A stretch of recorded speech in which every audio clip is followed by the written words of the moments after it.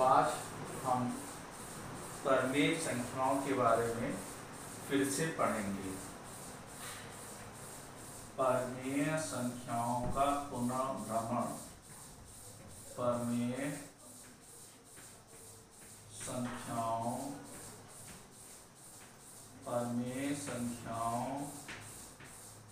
का पुनर्भ्रमण।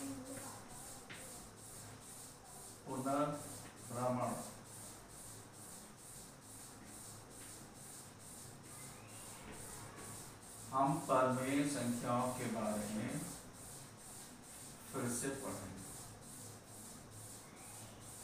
तो सबसे पहले हम जानते हैं कि धनात्मक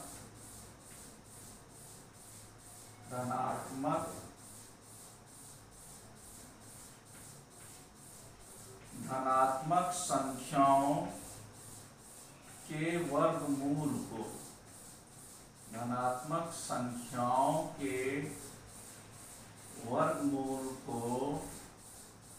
धनात्मक संख्या के वर्गमूल को वास्तविक संख्या कहते हैं।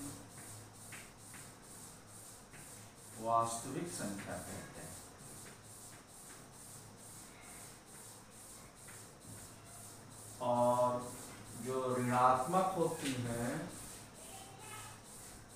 ऋणात्मक संख्याओं के वर्गमूल को काल्पनिक संख्या कहते हैं।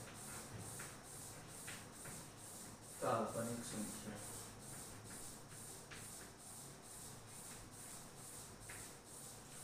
तो हमारा पाठ है वास्तविक संख्या, पहला पाठ। अब वास्तविक संख्याओं में ये धनात्मक संख्याएं किस प्रकार की हैं?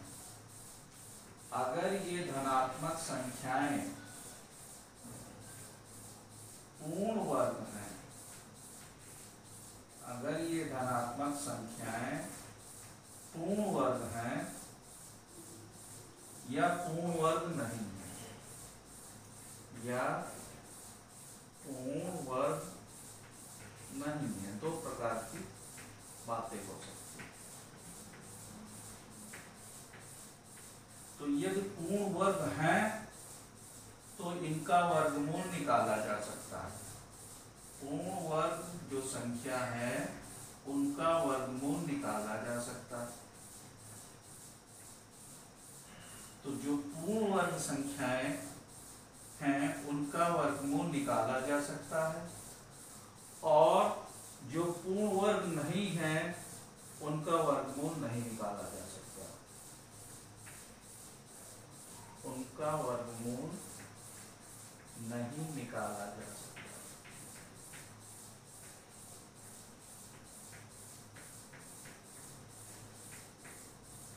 क्या सकता है?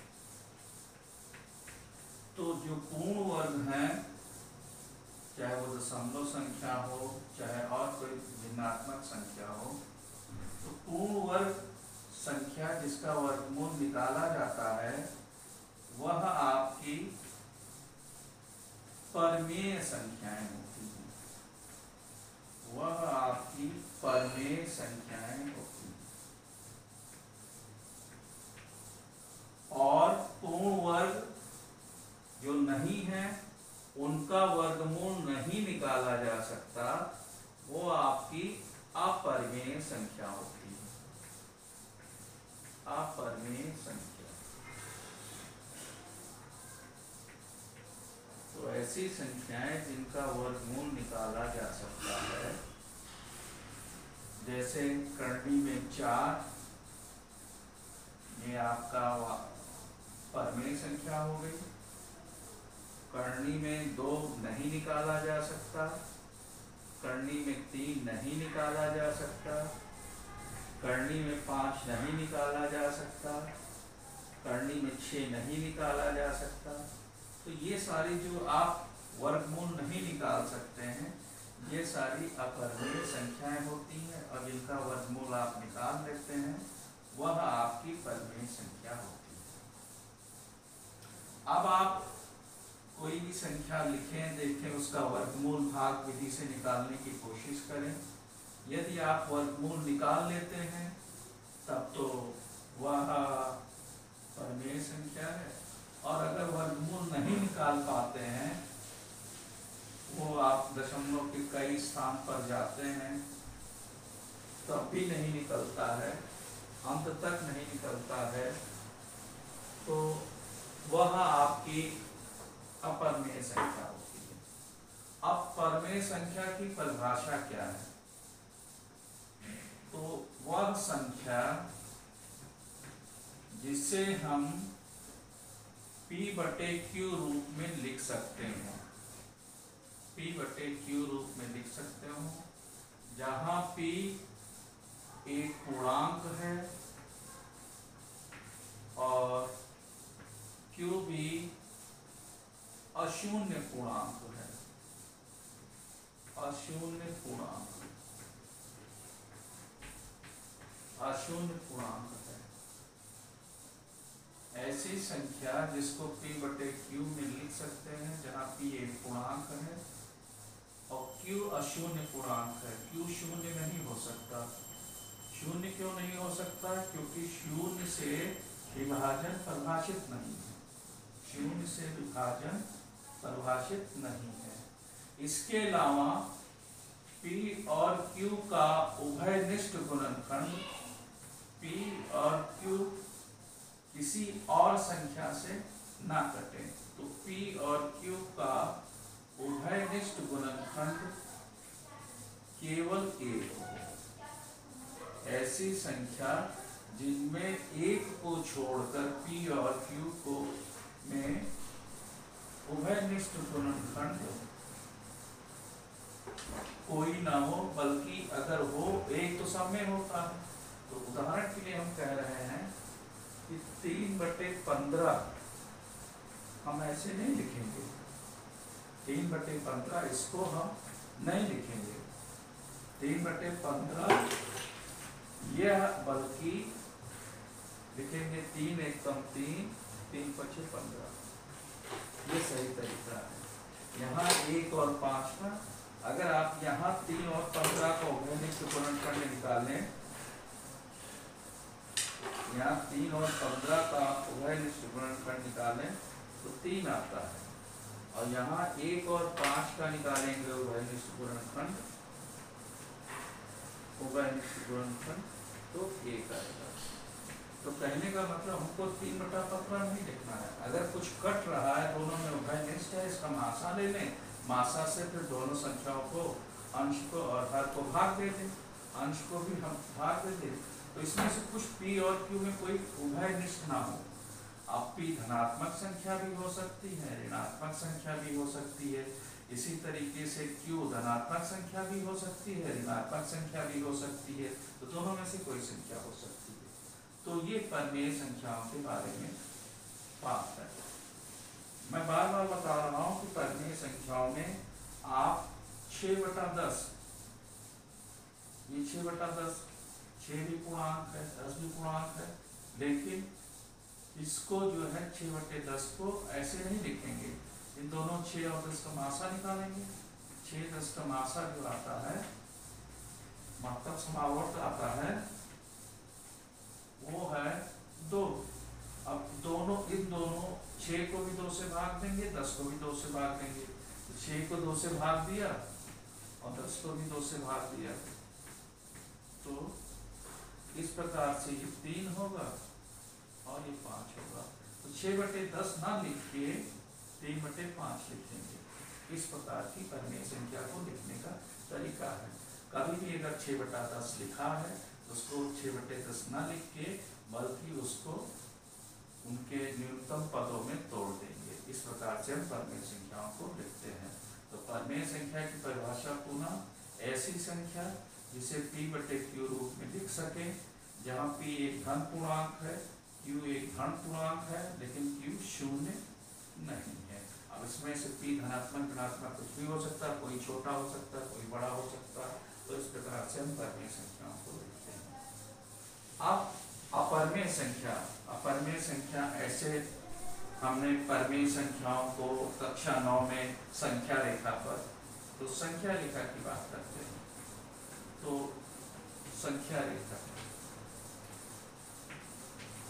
तो चाहे वो अपरिमेय संख्या हो या परिमेय संख्या हो, चाहे अपरिमेय संख्या हो चाहे वो परिमेय संख्या हो, दोनों को संख्या रेखा पर बना सकते हैं।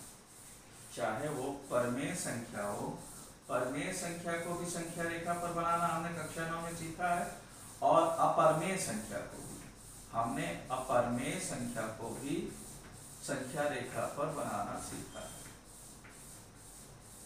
अपरिमेय संख्या को भी संख्या रेखा पर बनाना सीखा है।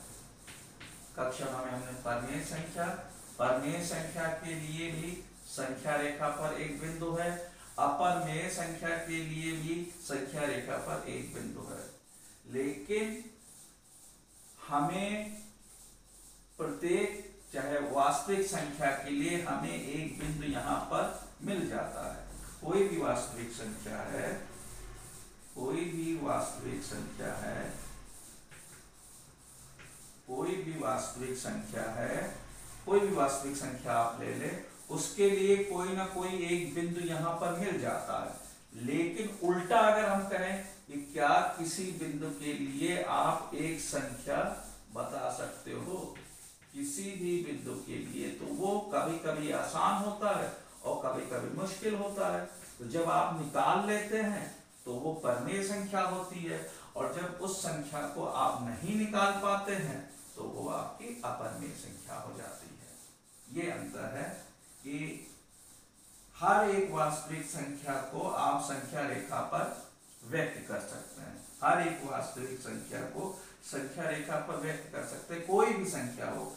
लेकिन प्रत्येक बिंदु के लिए, संख्या रेखा पर स्थित प्रत्येक बिंदु के लिए आपकी एक संख्या होगी, चाहे वो परिमेय हो चाहे वो अपरिमेय हो। अब परिमेय संख्या आप जानते हैं जिसको P/Q में लिख सकते हैं, लेकिन अपरिमेय संख्याओं को P/Q रूप में नहीं लिख सकते हैं इस प्रकार से। तो संख्या रेखा और परिमेय अपरिमेय संख्याओं को, तो हमने संख्या रेखा पर परिमेय और अपरिमेय संख्याओं को बनाना सीखा है। कर्णी 2 को, कर्णी 3 को, ये कर्णी 2 क्यों? क्योंकि अगर इनका हम दशमलव प्रसार निकालेंगे, अगर इनका वर्गमूल हम निकालते हैं तो ये दशमलव में आएगा, और दशमलव में आएगा तो ना तो ये शांत होगा, ना तो पूरी तरीके से ये निकल पाएगा, और ना तो शांत तो होगा ही नहीं, शांत नहीं है। इसमें कर्णी 2 भी नहीं शांत है और शांत है, ये भी अशांत है, ये भी अशांत होगा। उसके बाद आवर्ती भी नहीं होगा, आवर्ती नहीं होगा, रिपीट नहीं होगा।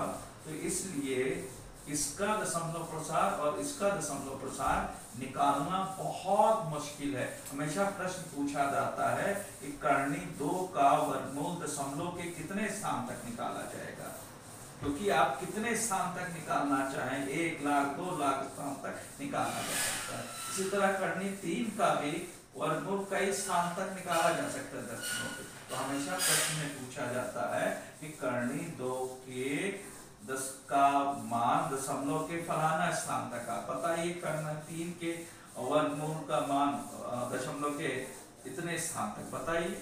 इस तरीके से प्रश्न पूछा जाता है।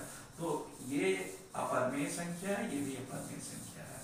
अब इसको कैसे सिद्ध करेंगे कि ये अपरिमेय संख्या है, और कैसे इसको सिद्ध कैसे हम करेंगे परिमेय संख्या है।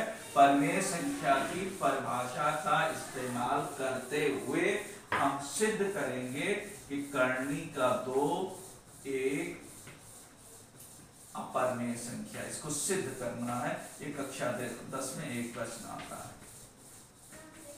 ये हमको अगले लेक्चर में सिद्ध करना है। कर्णी में 2 एक अपरिमेय संख्या